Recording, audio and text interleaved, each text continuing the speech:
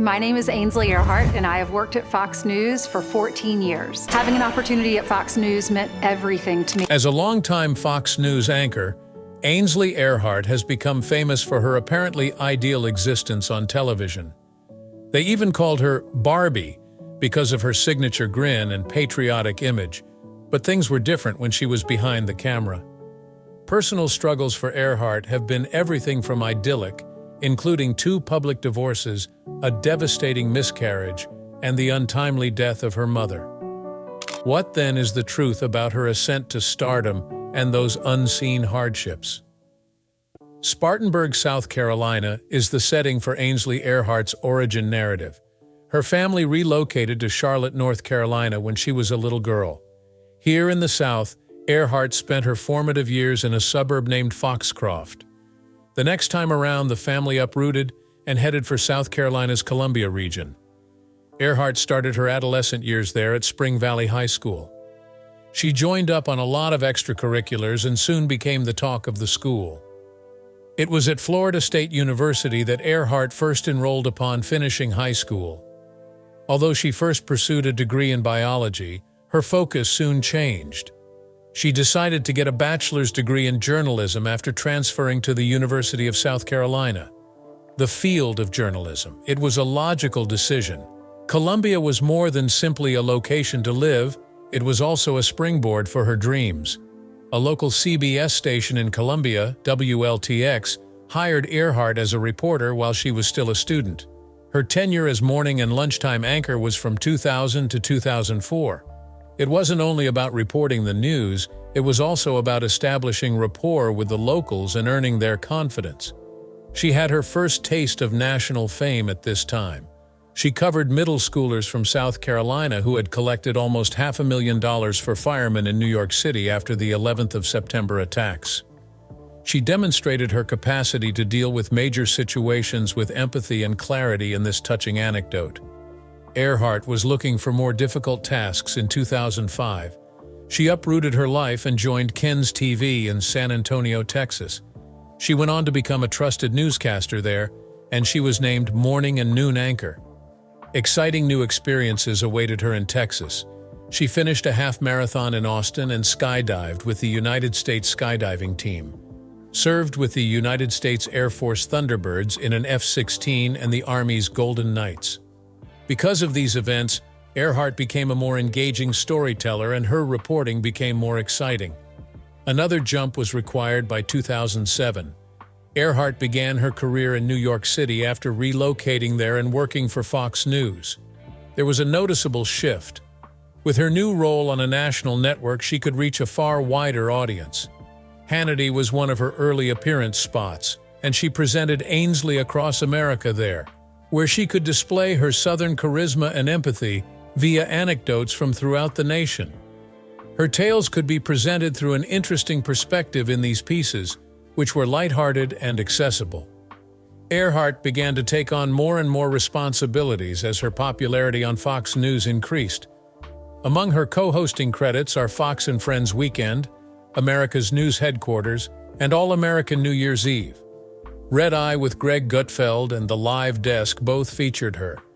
She expertly moved from early news to late-night commentary in these appearances, demonstrating her flexibility. Viewers, particularly those who identified with the network's conservative demographic, loved her for her charisma and her willingness to take risks. In 2016, Earhardt gained a household name after joining Fox and Friends as a co-host. At that point in her career, everything changed. Former President Donald Trump was among the notable guests who routinely made appearances on Fox and Friends, making it more than just another morning program. In particular, Trump would tweet about Earhardt's parts on the program. Her chats with Trump and Pence solidified her position as a significant personality on the network. She complimented Trump in an interview from 2018 for what she said was his smart way to guarantee candor during congressional hearings by surreptitiously taping former FBI Director James Comey. One distinctive feature of Earhardt's image emerged as her on-air backing of Trump, particularly during the most contentious times of the Trump administration. Earhardt gained fame for her opinions on a wide range of subjects, and she often defended Trump's policies. When Trump pulled America out of the Paris Climate Agreement, Earhardt questioned Obama's rationale for thinking the deal was good for the country. She went on to call the deal unfair to the United States at a later point. Even while it received criticism from opponents, this strong stance on conservative views resonated with many Fox viewers. Her justification for Trump's dismissal of James Comey was simple. He gets to decide who works for him. Earhardt's unwavering support was one of the things that set her apart on Fox and Friends. On occasion, this alignment led to strange occurrences, such as when she characterized photos of North Korean leader Kim Jong-un touring his nation as very romantic. Whether these were inadvertent or intentional, they kept Earhardt in the limelight and frequently went viral. There were occasions when Earhardt's delivery was off. She made the false assertion in 2017 that 5.7 million illegal immigrants may have cast ballots in the 2008 election, a falsehood that was swiftly disproven. While discussing World War II in 2018, she made the same error and referred to Japan as communist. Co-host Steve Doocy attempted to defend her, but the tape went viral and attracted mockery. Earhardt maintained her stance despite the controversy. The liberal media, she said, was to blame for Republicans not seeking office. In 2018, Earhardt said that the New York Times was bashing Trump's father, instead of highlighting Trump's achievements after a story that showed how Trump inherited almost $500 million from him via questionable tax techniques. Earhardt also made religion a major focus. Concerned by challenges to Christianity, she often voiced her displeasure. When the Sheriff's Department in Missouri was criticized for having "In God We Trust" emblems on its police vehicles, Earhardt took a stand for the majority, stating that she was tired of protecting the rights of the minority. Despite Earhardt's prior mistrust of the intelligence community throughout Trump's administration, she advised viewers to trust them, following Trump's contentious decision to order the death of Qasem Soleimani. Her sudden change of heart when it came to supporting Trump's objectives only served to further establish her loyalty. In 2021, another footage that went viral was one of the more humorous parts. Adding to her litany of gaffes, Earhardt characterized the Fox Christmas tree as representing the Christmas spirit about Jesus, about Hanukkah. This blunder prompted criticism and clarifications from other media sites. "My child, take heart through your eyes, and I'm so glad you were born" are the three children's books that Earhardt has written alongside her on-screen roles. In her autobiography, The Light Within Me, she details her life's journey, which combines her religious beliefs with her professional goals. Some have praised her, while others have panned her, but she has been a mainstay at Fox despite the criticism. Despite her on-screen success, her personal relationships have been filled with highs and lows, as well as lots of tabloid attention. Think back to her first serious relationship with Kevin McKinney. They shared the ambitions and aspirations of a young couple in love as they were sweethearts in college. They were married in 2005. The marriage ended after a joyful start. By 2009, everything had crumbled. Even though neither Earhardt nor McKinney addressed them publicly, rumors of infidelity persisted. Did a third party really intervene? Although we will never know for sure, the end was sudden and irreversible. Because she was never one to give up on a love, Earhardt continued on. 2 years down the road, in 2011, she tied the knot with Will Proctor, a former Clemson University standout quarterback. It seemed to be an ideal pairing. Like Earhardt, Proctor was attractive, accomplished, and from the South. At first glance, everything seemed perfect. They have a daughter, Hayden, in 2015. Motherhood was Earhardt's most fulfilling duty, and she often cited Hayden as her greatest delight. Meanwhile, her marriage to Proctor began to show signs of strain. Another contentious divorce was the outcome in 2018. The rumor mill circulated that Proctor had an affair with a close acquaintance of Earhardt's. According to Proctor, Not 1 ounce of truth was behind the reports. However, he did concede that Earhardt was the one who ultimately chose to end things. He stated his intention to continue being amicable with Earhardt and co-parenting Hayden, even if they were no longer married. In the midst of all this drama, rumors of an affair between Earhardt and Sean Hannity started circulating. Whispers from media insiders began it all. Thereafter, it started to acquire momentum. Earhardt and Hannity were both recently divorced. The two's frequent sightings together stoked rumors regarding their relationship status. To show that she was paying attention to Hayden, Earhardt kept her answers general. She remained optimistic when questioned about her romantic life, stating, "I would love to find love again." And she brought up the fact that she hoped to show her daughter what a healthy relationship looked like. Asking whether Hannity is the one, how long it takes is anybody's guess. It's not just romantic relationships that have muddied Earhardt's private life. Motherhood was everything from a bed of roses for her. She was career-focused throughout the most of her 20s and early 30s. Establish yourself, climb the corporate ladder, and finally become the undisputed queen of television news. That was her strategy, and she stuck to it. When she was finally ready to create a family, plans went awry. She discussed the difficulties she had on the way to parenthood in an open letter called My Perfect Plan. She came clean about the fact that she didn't feel the need to have a family until she was well into her 30s. However, once she did, she yearned for a large family, specifically 4 children. Unfortunately, her vision was at odds with the time. Earhardt found that conceiving was difficult by the time she made an effort to do so. Not what she had anticipated happened to her body. This phase became a season of patience for Earhardt, as she described in an article for Women's Health. She was unhappy when months of trying failed. She saw co-workers and friends get pregnant quickly. From parks to the streets and even on television, she saw women using strollers. She continued despite the genuine disappointment. Earhardt was overjoyed to get the news that she was pregnant after 8 months of trying. "We were ecstatic. Her and Proctor's joy knew no bounds. During a routine doctor's appointment, they felt a miracle when they heard the heartbeat of their unborn child. However, it did not last long. That pulse had passed by the time of the subsequent consultation. It broke Earhardt's heart. She found it difficult to come to terms with the loss, since it was more than she had anticipated. She found solace in her religion, thinking that her deceased kid was now home in heaven, as she characterized the agony in her Women's Health article as unexpected and crushing. What followed was a painful ordeal. The pregnancy was aborted after Earhardt had many procedures. The presence of an additional chromosome was detected by the doctors. 2 strikes were dealt.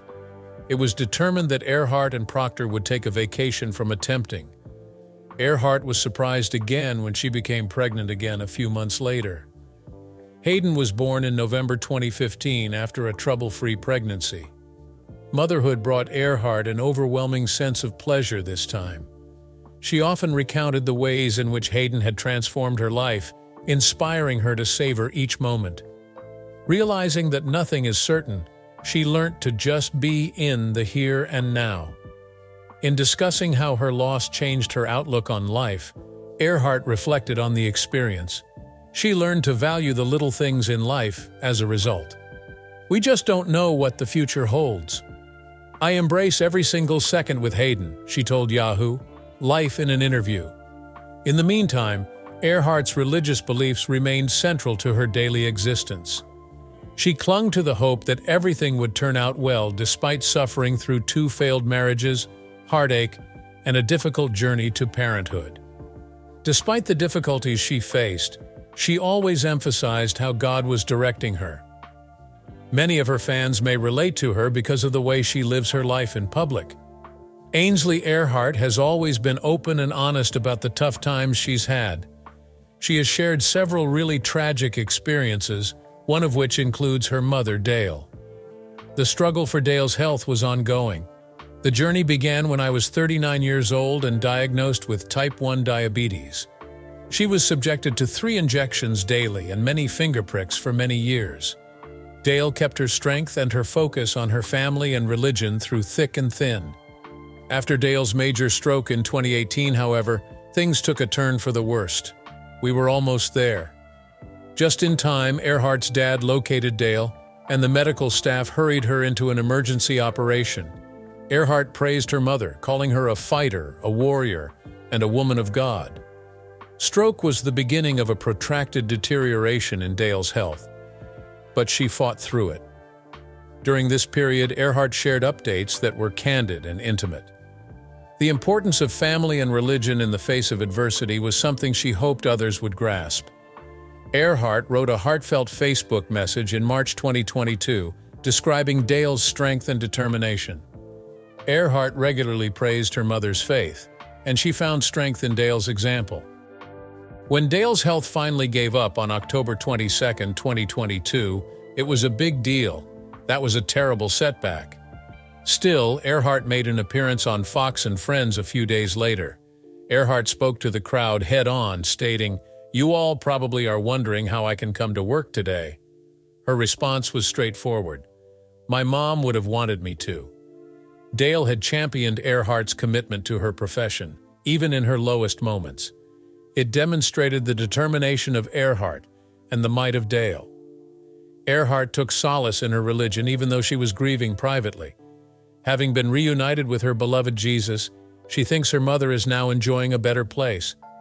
Growing up, Dale Earhardt was very committed to his faith. In her statement, Earhardt expressed her gratitude for knowing that Dale had a deep religion. She went on to say that Dale's lessons on compassion, kindness, and faith had a profound impact on her. Earhardt continues to go ahead despite the indisputable loss because she believes Dale is at peace. What makes Earhardt's path unique are not just her personal problems. She often finds herself in the middle of public attention due to her outspoken conservative views. She is no stranger to controversy.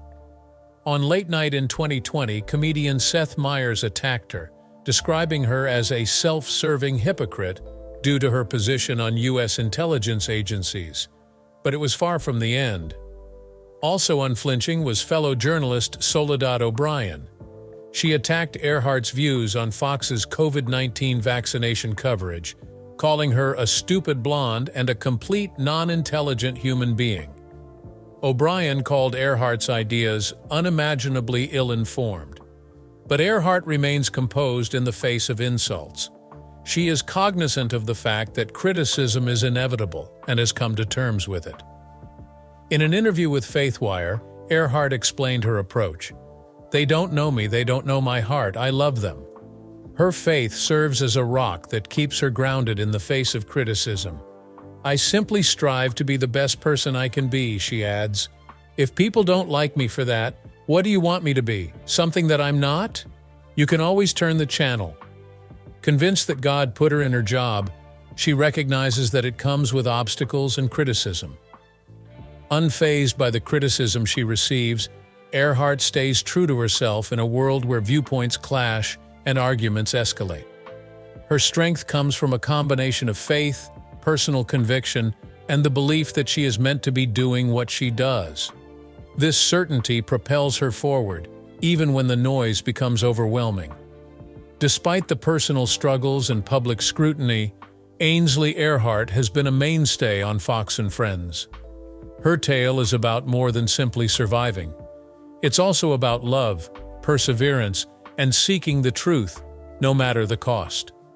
Whether she's talking about politics or her own tragedies, her candor and authenticity shine through. She doesn't pretend to be flawless, and neither am I. Her audience love her for it. Voice your thoughts, whether you love, dislike, or simply want to voice your opinion, by liking, subscribing, and commenting below. And don't forget to switch on alerts so you never miss another article. We hope you've enjoyed this in-depth look into Ainsley Earhardt's life.